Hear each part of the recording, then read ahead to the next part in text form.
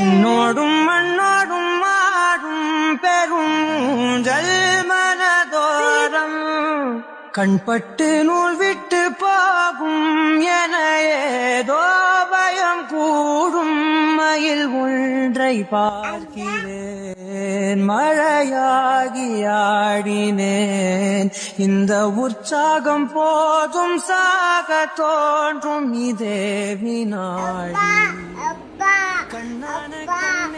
கண்ணான கண்ணே என் மீது சாய